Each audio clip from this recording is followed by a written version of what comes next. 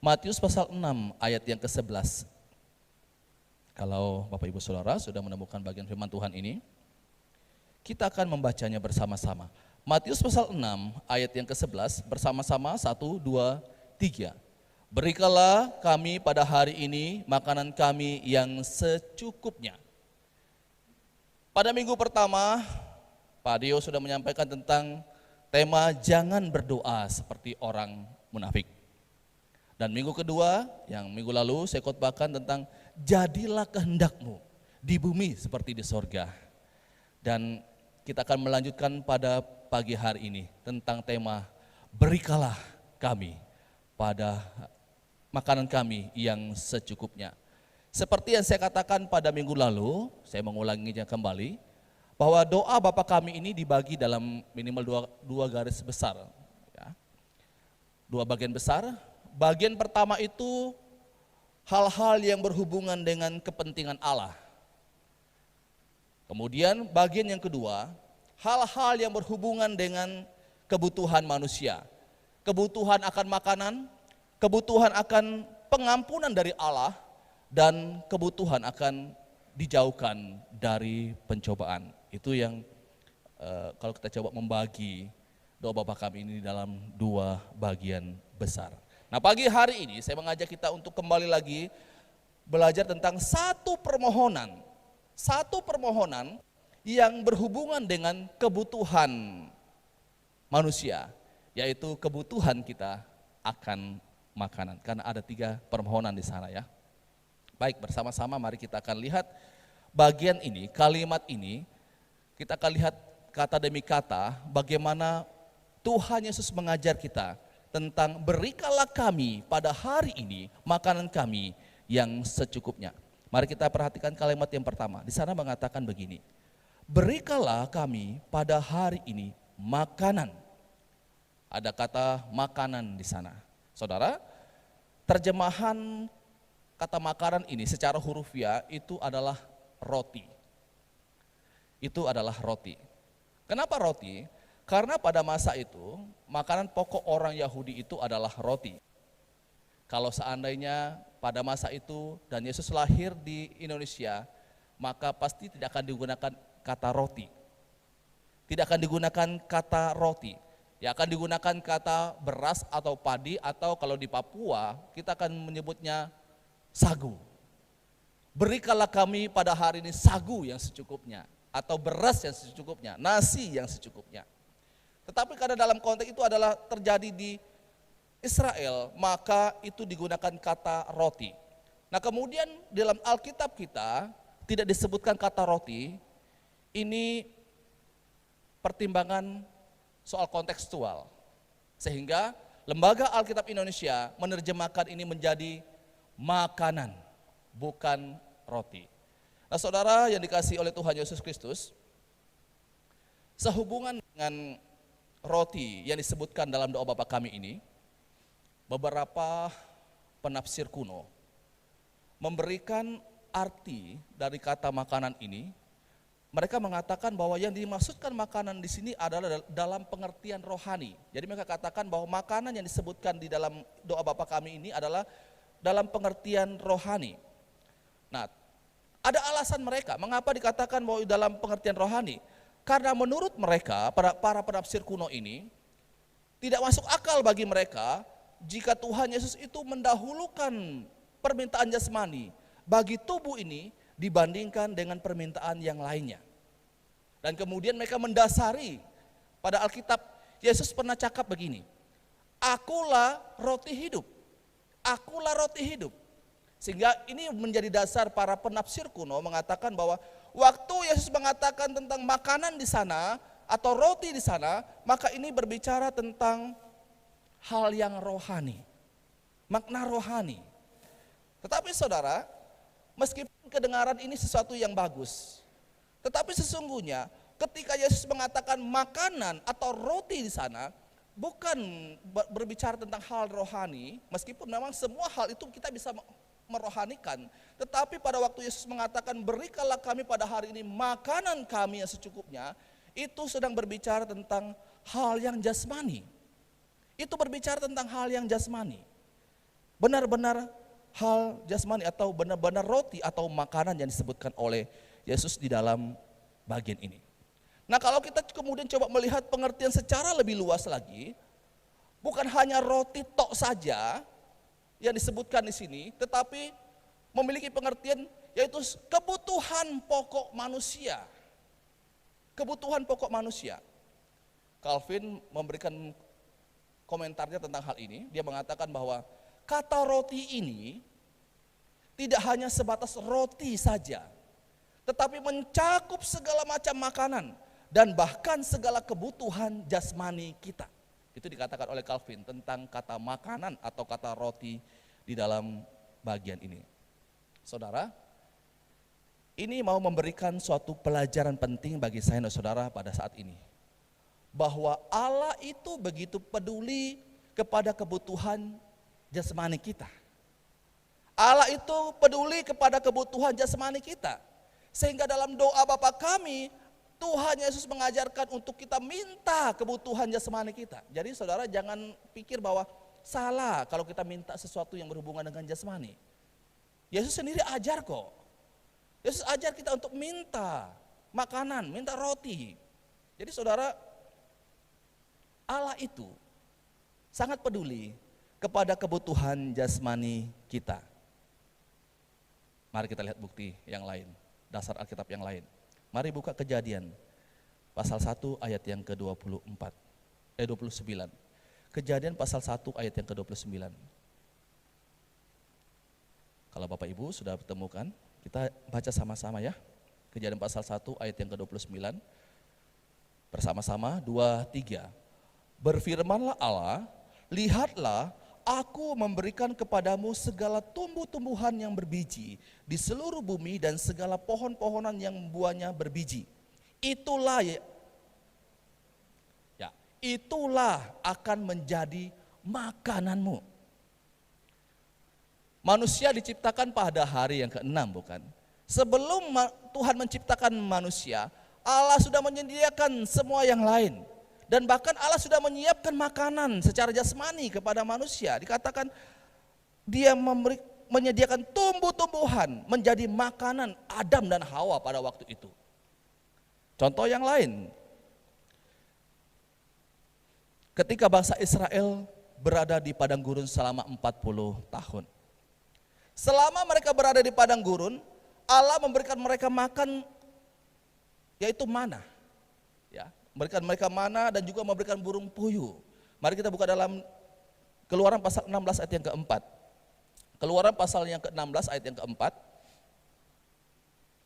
Kalau sudah menemukan bagian ini kita baca sama-sama. Keluaran pasal 16 ayat yang keempat. 2, 3. Lalu berfirmanlah Tuhan kepada Musa, sesungguhnya aku akan menurunkan dari langit hujan roti bagimu. Maka bangsa itu akan keluar dan memungut tiap-tiap hari sebanyak yang perlu untuk sehari. Supaya mereka kucoba apakah mereka hidup menurut hukumku atau tidak. Kita lihat di sini. Allah memberikan makanan kepada umat Israel ketika mereka berada di padang gurun. Berikan mereka mana. Tapi bukan cuma mana, waktu mereka minta daging, Tuhan kasih daging.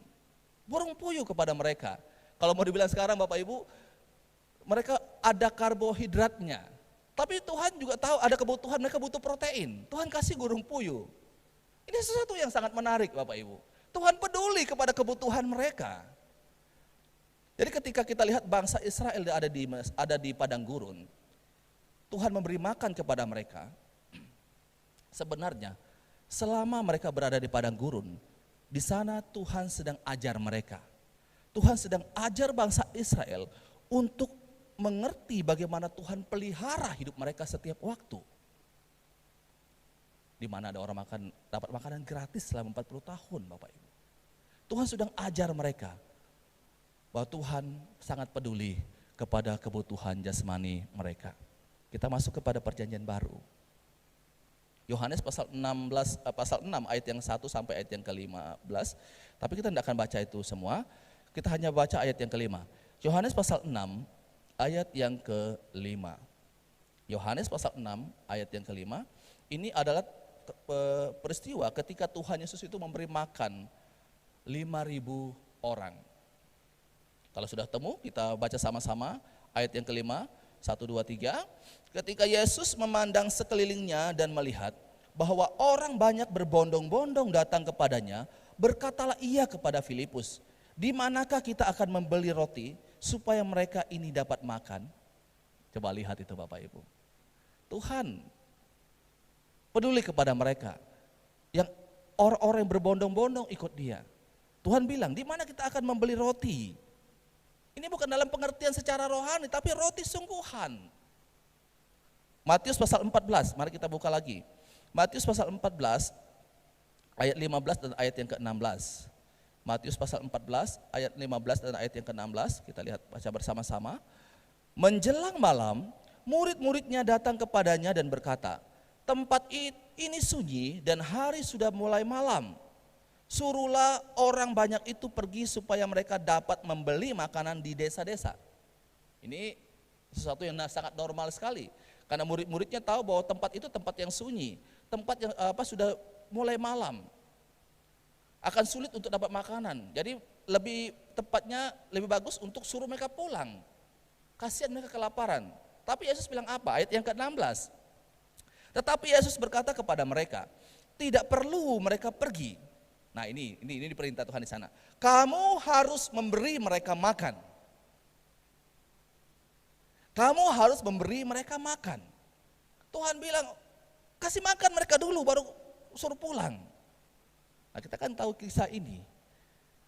Bagaimana seorang anak akhirnya membawa bekal, dan itu yang Tuhan jadikan menjadi makanan banyak orang yang mengikuti dia pada waktu itu. Saudara, kita lihat di sini bagaimana Yesus peduli. Bukan hanya kepada hal rohani, tapi bahkan juga kepada hal yang jasmani. Kepada makanan, apa yang saudara butuhkan. Tetapi ya seringkali kita lihat satu hal yang ironis adalah Tuhan Yesus peduli kepada orang-orang yang membutuhkan makanan. Atau bukan hanya makanan, tetapi peduli kepada kebutuhan jasmani. Tapi seringkali kita orang-orang Kristen, kalau kita mau jujur, seringkali kita berlindung di balik kata rohani. Berlindung di balik kata rohani dengan mengatakan bahwa makanan itu bukan sesuatu yang terlalu penting. Hal yang rohani lebih penting. Iya, saya setuju dengan itu. Kita setuju, sepakat bahwa hal rohani jauh lebih penting. Memang Alkitab mengatakan latihan badani terbatas adanya, tapi juga tetap berguna, bermakna. Seringkali kita berlindung di balik hal-hal yang rohani sehingga kita tidak peduli kepada hal yang jasmani ada pada orang lain. Kita tidak peduli ada orang lain lapar. Kita tidak peduli bagaimana orang lain yang sedang membutuhkan pertolongan. Karena selalu berlindung di balik hal jasmani tidak terlalu penting. Saudara, kita lihat ini, Yesus. Dia pentingkan hal yang rohani, tetapi juga Tuhan Yesus tidak mengabaikan hal jasmani. Yakobus pasal 2 ayat 15 dan ayat yang ke-16. Saya baca untuk kita. Yakobus pasal 2 ayat 15 dan ayat yang ke-16. Jika seorang saudara atau saudari tidak mempunyai pakaian dan kekurangan makanan sehari-hari, ayat 16. Dan seorang dari antara kamu berkata, selamat jalan, kenakanlah kain panas dan makanlah sampai kenyang. Tetapi ia tidak memberikan kepadanya apa yang perlu bagi tubuhnya. Apa gunanya itu? Ini adalah satu kritik Yakobus. Kritik kepada orang yang mengaku percaya kepada Tuhan. Orang yang beriman kepada Tuhan, tetapi tidak peduli kepada hal-hal yang terlihat secara nyata. Saudara, ini menjadi satu perenungan bagi kita hari ini. Yesus itu peduli kepada hal atau kebutuhan jasmani kita. Manusia itu terdiri dari dua unsur, bukan?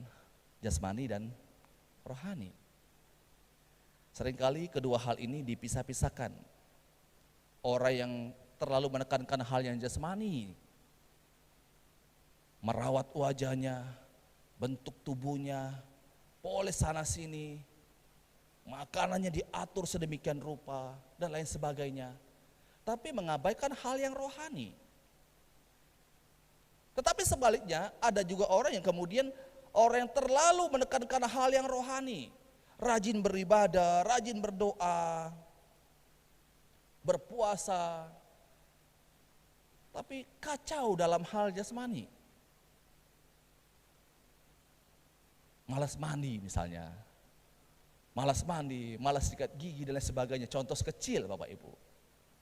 Nah, hal-hal seperti ini seringkali ini dipertentangkan. Nah, harusnya kalau kita lihat di dalam kebenaran firman Tuhan, Tuhan tidak pernah mempertentangkan hal yang rohani dan jasmani.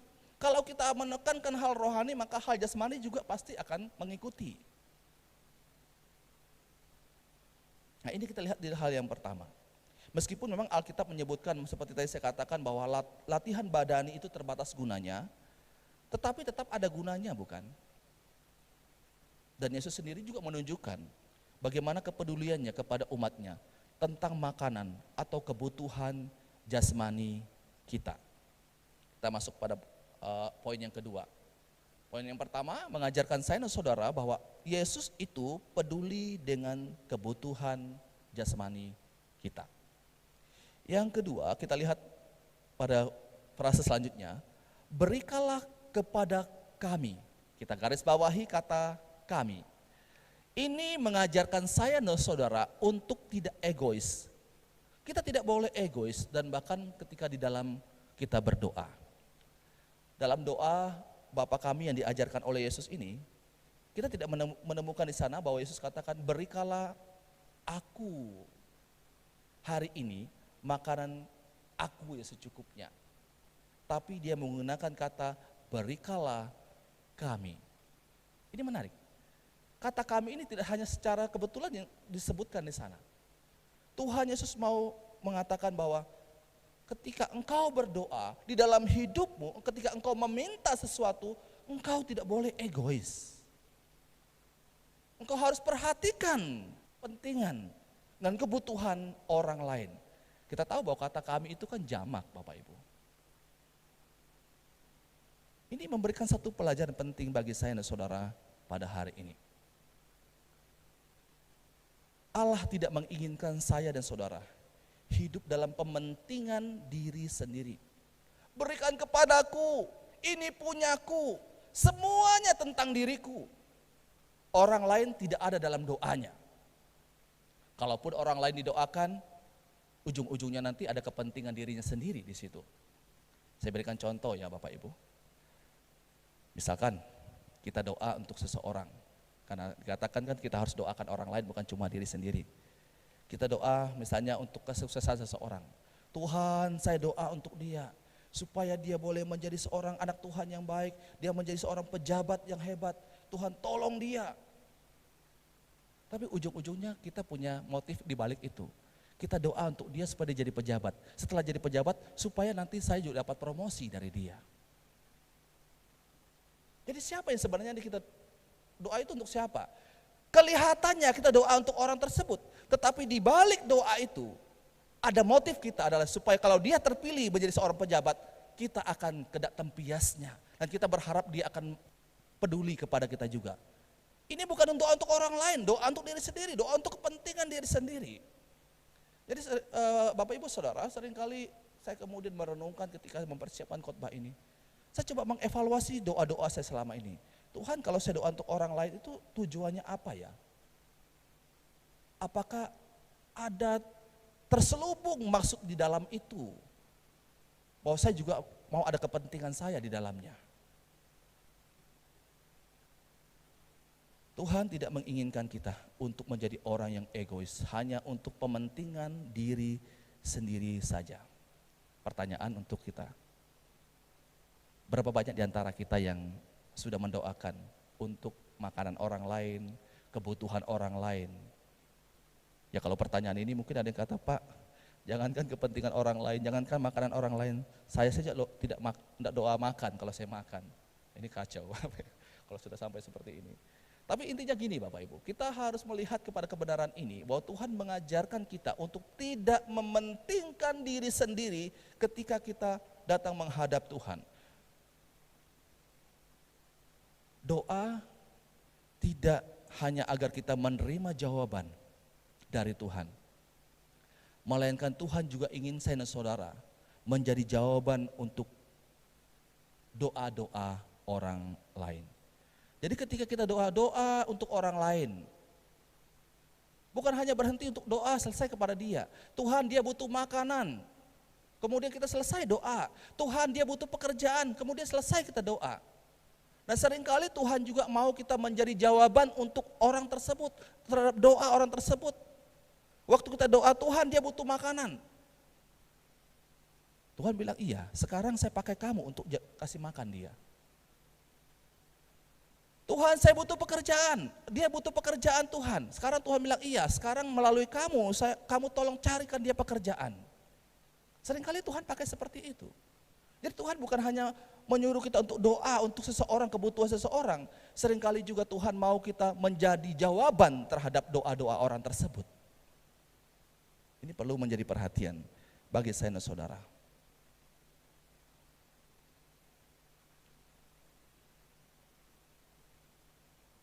Tuhan mau pakai saya dan saudara untuk menjadi jawaban atas doa yang dinaikkan oleh orang, atau kita naik doa terhadap seseorang. Ini poin yang kedua. Bagaimana saya dan saudara ketika naikkan doa di hadapan Tuhan, tidak boleh egois, tidak boleh mementingkan diri sendiri, tapi lihat kepada kepentingan orang lain. Kemudian, poin yang ketiga, di sana ada kata, makanan kami yang secukupnya. Makanan kami yang secukupnya. Dalam bagian ini Yesus mengajarkan untuk kita tidak menjadi serakah. Tuhan mengajarkan kita di dalam doa untuk tidak serakah. Tapi Tuhan mengajarkan kita untuk meminta sesuatu sesuai dengan kebutuhan kita. Bukan sesuai dengan keinginan kita. Dalam hal ini Tuhan Yesus mengajarkan agar meminta sesuatu berdasarkan kebutuhan, bukan keinginan kita. Dan Tuhan mengajarkan kita untuk tidak meminta dengan serakah. Ini poin yang mau disebutkan oleh Yesus di dalam bagian ini. Ini sangat berbeda sekali, sangat-sangat kontras dengan apa yang diajarkan oleh teologi kemakmuran. Dan seringkali kita dengar di mimbar-mimbar kekristenan mengajarkan bahwa kalau kamu ikut Tuhan semuanya lancar, semuanya aman, berkat jasmani kamu akan selalu tercukupi. Sebenarnya kita pengen untuk mengaminkan itu Bapak Ibu. Tetapi firman Tuhan tidak pernah mengajarkan hal seperti itu. Dan seringkali Alkitab atau ayat-ayat firman Tuhan itu diperkosa. Mari kita buka dalam Matius pasal 6 ayat yang ke-34. Ini seringkali ayat yang digunakan untuk menjadi satu dasar. Kalau saya ikut Tuhan, kalau saya cari kerajaan Allah, semuanya akan Tuhan tambahkan kepada saya. Mari buka dalam Matius pasal 6 ayat yang ke-34. Matius pasal 6 ayat yang ke-34. Mari kita baca sama-sama ya bagian ini. Matius pasal 6 ayat yang ke-34. 1, 2, 3. Carilah dahulu kerajaan Allah dan kebenarannya, maka semuanya akan ditambahkan kepadamu. Nah itu kan, semuanya akan ditambahkan kepadamu. Nah saudara, apalagi kalau ditambah dengan argumentasi bahwa saya ini anak raja, bapak saya kaya, dia pemilik seisi dunia ini, dia akan memberikannya kepada saya apa yang saya butuhkan. Ini kacau. Ini kacau di dalam memahami kebenaran firman Tuhan. Salah menafsirkan dan tidak melihat konteks daripada firman Tuhan. Matius pasal 6 ayat yang ke-34 itu. Itu berbicara tentang hal kekhawatiran bukan? Berbicara tentang kekhawatiran. Jangan kamu khawatir tentang apa yang kamu makan, minum dan pakai. Ini tidak dimaksudkan bahwa minta apa saja. Semua yang kita inginkan Tuhan akan berikan kepada kita. Bukan seperti itu yang diajarkan oleh Yesus. Dan seringkali ketika ayat ini dikutip, motif dibalik itu bukan carilah, tetapi kata ditambah-tambahkan. Mari kita perhatikan bagian ini lagi. Saya ketika membaca bagian ini kemarin Bapak Ibu, saya kemudian sedikit tergelitik dengan kalimat ini. Ayat yang ke-34. 33 maksud saya. Tetapi carilah dahulu kerajaan Allah dan kebenarannya. maka semuanya itu akan ditambahkan. Jadi seringkali yang ditekankan itu adalah kata semuanya dengan kata ditambah-tambahkan. Jadi sebenarnya motifnya itu untuk cari Tuhan itu bukan karena betul-betul cari Tuhan, tetapi karena mau ditambah-tambahkan, mau diberkati oleh Tuhan. Cari Tuhan, rajin beribadah, rajin melayani, rajin memberikan persembahan, rajin memberikan persepuluhan, semuanya diikuti. Tapi motifnya adalah supaya Tuhan tambah-tambahkan. Ini kacau. Supaya Tuhan tambah-tambahkan. Mencari Tuhan, Tuhan itu hanya dijadikan seperti alat, diperalat. Tuhan itu sekali lagi Bapak Ibu, dia bukan pembantu kita. Saya kemarin kutip seorang pendeta mengatakan bahwa Tuhan itu bukan istri kita, bukan suami kita, bukan pembantu kita yang kalau kita minta ini dia akan langsung kasih sesuai dengan apa yang kita minta. Saudara yang dikasihi oleh Tuhan Yesus Kristus, perlu menjadi evaluasi bagi kita, melihat bagaimana ajaran-ajaran yang berkembang, yang meninabobokan kita, sehingga banyak orang ikut Tuhan, banyak orang rajin melayani, banyak orang yang rajin untuk berdoa, banyak orang rajin untuk melakukan berbagai macam bentuk hal-hal yang rohani. Karena dia berharap bahwa semuanya akan ditambah-tambahkan, berkat-berkat akan ditambah-tambahkan kepadamu. Semenjak saya kuliah, seorang teman bilang sama saya, Edi, apa yang kamu butuhkan, apa yang kamu perlu hari ini, kamu pergi tumpang tangan di sana. Tumpang tangan, Tuhan akan berikan kepada kamu, doa terus. Ya saya awalnya siapa juga tidak ingin Bapak Ibu, kalau misalnya punya mobil, saya pergi tumpang tangan di mobil itu. Tapi sampai selesai kuliah juga mobil itu jadi milik saya.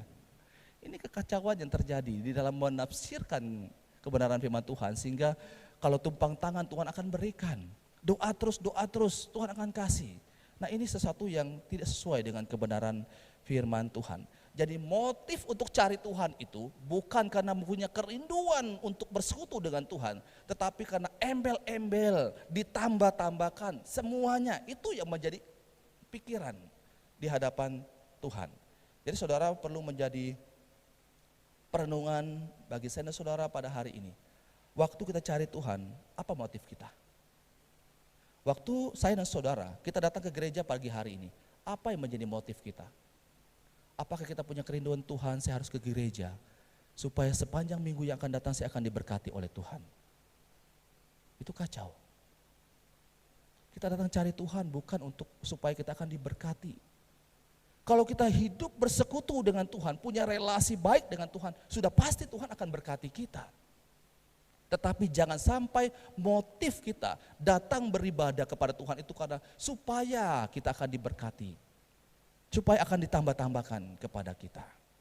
Saudara yang dikasihi oleh Tuhan Yesus Kristus, manusia menjadi rusak, hancur karena serakah. Waktu hidup berkecukupan, hidupnya bahagia, hidupnya sejahtera, bisa berdoa dengan baik, bisa melayani Tuhan dengan baik. Tetapi ketika mendapatkan berlebihan, mulai menjadi serakah dan hidup mulai kacau. Jadi saudara, jangan berpikir bahwa menjadi kaya itu selalu akan menjadi berkat. Karena seringkali kita mendapatkan orang yang ingin menjadi kaya, ketika ada ketidakpuasan di dalam dirinya, akan membuat dia menjadi orang yang serakah. Keserakahan itu, orang itu tidak akan pernah merasa puas berapapun yang diperolehnya. Selalu dia akan merasa kurang dan kurang. Orang yang paling bahagia adalah orang yang bisa puas dengan apa yang Tuhan berikan kepada dirinya. Berapapun yang Tuhan kasih, belajar berkata saya puas dengan apa yang Tuhan kasih kepada saya. Belajar untuk bersyukur kepada Tuhan. Saudara, kebutuhan kita ini tiap-tiap orang pasti berbeda. Tetapi Tuhan tahu apa yang menjadi kebutuhan saya dan saudara.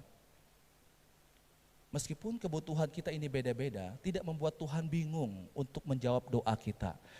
Tidak membuat Tuhan bingung, ini butuh ini, aduh bagaimana ya saya membuatnya.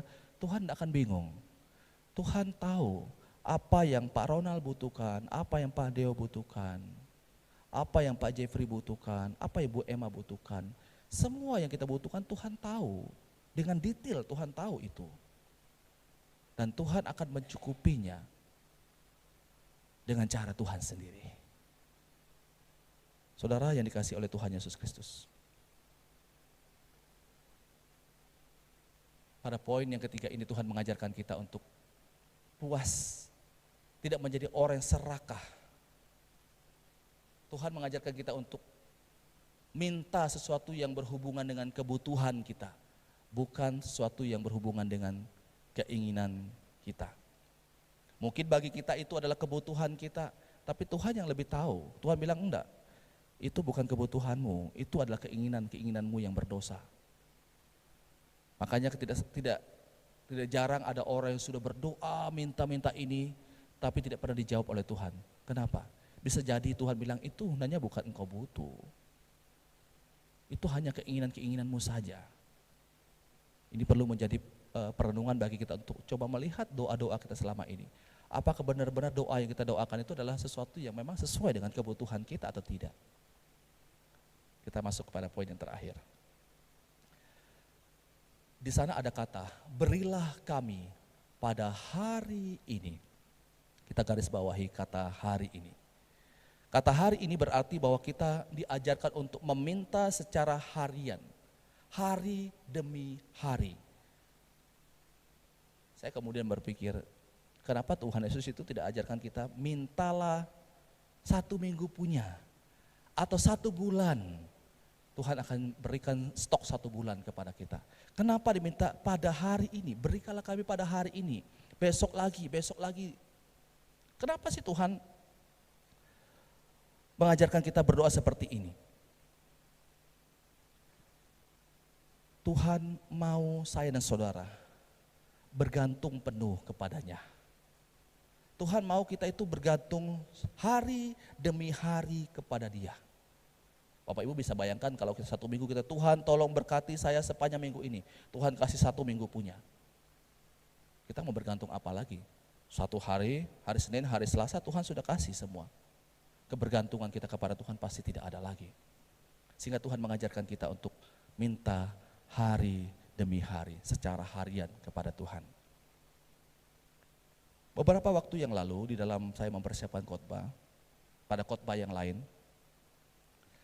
saya kemudian waktu membaca bagian ini, saya kemudian sampai pada satu perenungan, apakah doa Bapa kami ini yang ayat 11 ini, berikanlah kami makanan kami secukupnya, apakah ini cocok untuk orang kaya hari ini ya, orang yang kaya raya? Saya kemudian berpikir, dia kan orang kaya kan bisa makan apa saja, dan bahkan mungkin beberapa keturunan dia akan bisa hidup dengan harta yang dimiliki. Sepertinya bagian ini tidak relevan untuk orang kaya. Tetapi saya menemukan kebenaran ini Bapak Ibu. Orang kaya pun juga harus doa ini di hadapan Tuhan. Hari demi hari. Kenapa? Orang yang punya harta banyak pun juga tidak bisa memprediksi apa yang akan terjadi pada esok hari, bukan? Dia perlu berdoa untuk Tuhan tolong dia untuk menjalani hari esok. Berkat yang Tuhan akan kasih besok. Kita lihat contoh yang sangat-sangat real, yaitu pandemi ini Bapak Ibu. Saya sangat yakin banyak pengusaha-pengusaha, orang-orang kaya raya tidak pernah mengira akan terjadi seperti ini. Banyak orang-orang yang kemudian mengalami kesulitan keuangan, bukan? Yang dulunya mereka banyak uang. Bisa saja itu peristiwa terjadi, orang yang punya berkelebihan, Tuhan bisa balik dalam sesaat saja. Tidak ada seorang pun yang tahu tentang hal itu. Apalagi kita dengar-dengar sekarang tahun 2023, itu dikatakan gelap. Siapa yang bisa tahu apa yang terjadi pada orang-orang kaya pada esok hari? Tidak ada seorang pun yang tahu tentang hal itu. Itu sebabnya kita perlu berdoa. Jadi orang kaya pun harus juga berdoa. Berikanlah kami pada hari ini makanan kami secukupnya. Orang kaya juga harus berdoa untuk minta Tuhan menolong dia hari demi hari dalam menjalani kehidupannya.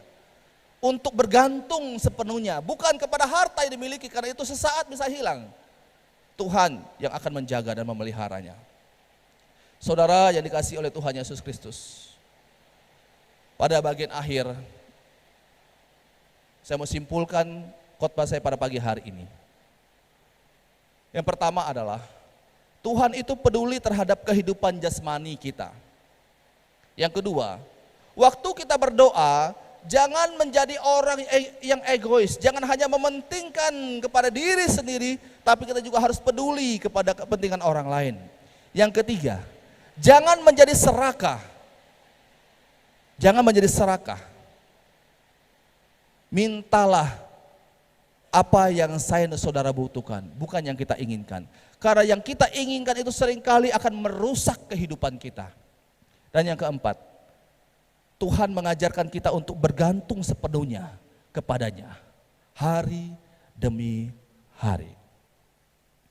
Mari buka Matius pasal 6 ayat yang ke-34. Matius pasal 6 ayat yang ke-34, kita baca sama-sama bagian ini. Matius pasal 6 ayat yang ke-34. Kita baca sama-sama, 1, 2, 3. Sebab itu, janganlah kamu khawatir akan hari besok, karena hari besok mempunyai kesusahannya sendiri. Kesusahan sehari cukuplah untuk sehari. Saya meminta satu orang pada pagi hari ini. Kayaknya Pak Heri ya. Pak Heri bisa bantu saya Pak. Mari ke depan Pak.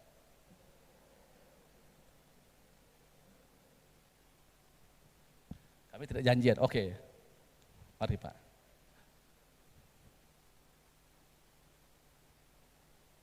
Ini ada batu bata Bapak Ibu, ini bukan mau bangun gedung gereja ya. Susun Pak.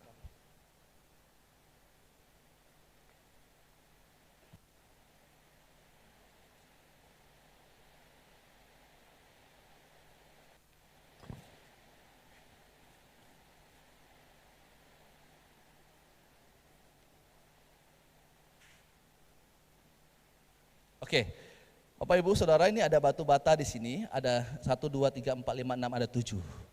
Ya, ada 7, Pak Heri punya, nanti saya akan arahkan. Kalau tadi kita baca dalam Matius pasal 6 itu, dikatakan bahwa janganlah kamu khawatir akan hari besok, karena hari besok mempunyai kesusahannya sendiri. Kesusahan sehari cukuplah sehari. Kita garis bawahi di sana dikatakan bahwa karena hari besok mempunyai kesusahannya sendiri. Kesusahan sehari cukuplah untuk sehari. Jadi sebenarnya dalam hidup ini kita sudah punya beban hidup. Dan beban itu sebenarnya ringan dan kita bisa pikul. Misalnya satu hari Tuhan kasih kita ini beban satu hari. Ya Pak Heri bisa angkat yang Pak Pidi satu dulu Pak. Ambil satu Pak. Ya. Oke. Bagaimana Pak, minta maaf ya Pak, saya suruh Bapak dulu. Bapak jalan ke sana sampai ke belakang dan Bapak kembali. Ada minta maaf Pak, saya minta suruh dulu.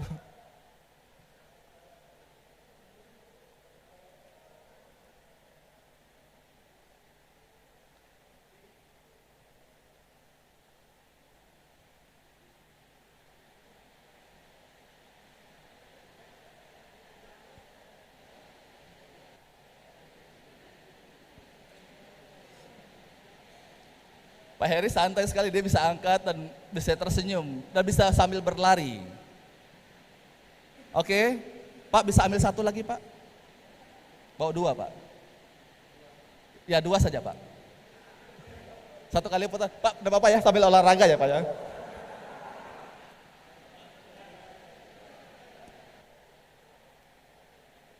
Pak tidak usah sampai jauh sana Pak ya, mungkin di sini saya kembali lagi Pak. Terlalu jauh Pak, kasihan.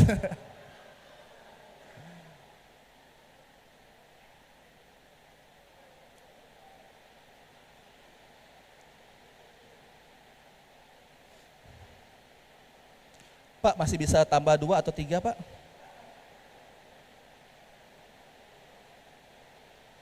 Bisa tambah lagi Pak semua Pak?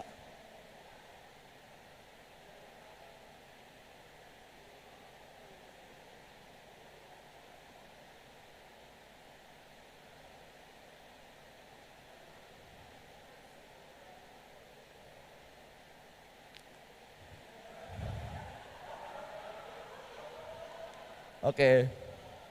Masih bisa tersenyum ya Pak? Oke, boleh kembali Pak.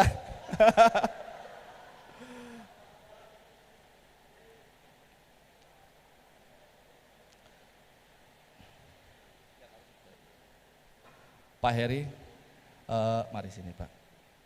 Tadi waktu 1 Pak masih bisa lari, Bisa Pak, yang 2 tadi masih bisa ya. bisa. Tapi tadi yang ke-5 itu Pak, Hosa. kosa. Oke, ini belum masih ada 1 loh Bapak Ibu. Terima kasih Pak Heri, boleh kembali duduk. Aduh minta maaf sudah suruh-suruh Pak. Bapak Ibu, apa yang saya maksudkan di sini? Ini mengajarkan kita untuk melihat kehidupan ini, bahwa masing-masing atau tiap-tiap hari ada beban yang harus saya dan saudara bawa. Kita bawa 1, tadi Pak Heri bawa 1. Dengan enjoynya Pak Heri bisa berlari dan bahkan tadi sampai berlari. Ini beban yang Tuhan kasih 1 hari. Tapi Bapak Ibu bisa bayangkan kalau beban yang hari esok punya, tadi makanya minta Pak Heri bawa yang kedua, itu hari yang kedua, sudah mulai berasa berat tapi masih oke, masih bisa tersenyum. Bayangkan sampai yang bata yang ke-7, bata yang ke-6, Pak Heri bilang sudah hosa, maka tadi langsung taruh di sini. Ini artinya kalau kita khawatir tentang hidup ini, tentang apakah Tuhan akan pelihara kita, dan kita pikir untuk 1 minggu ke depan, kita khawatir untuk 1 minggu ke depan, beban kita berat Bapak Ibu. Apalagi kalau kita khawatir tentang 1 bulan punya, 1 bulan itu berat.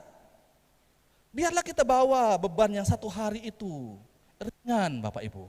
Siapapun bisa bawa. Anak kecil pun bisa bawa, karena memang sudah ada porsinya, sudah ada porsi beban yang kita bawa 1 hari. Jadi jangan membawa beban yang bukan hari itu punya, supaya kita tidak merasa berat dalam hidup ini.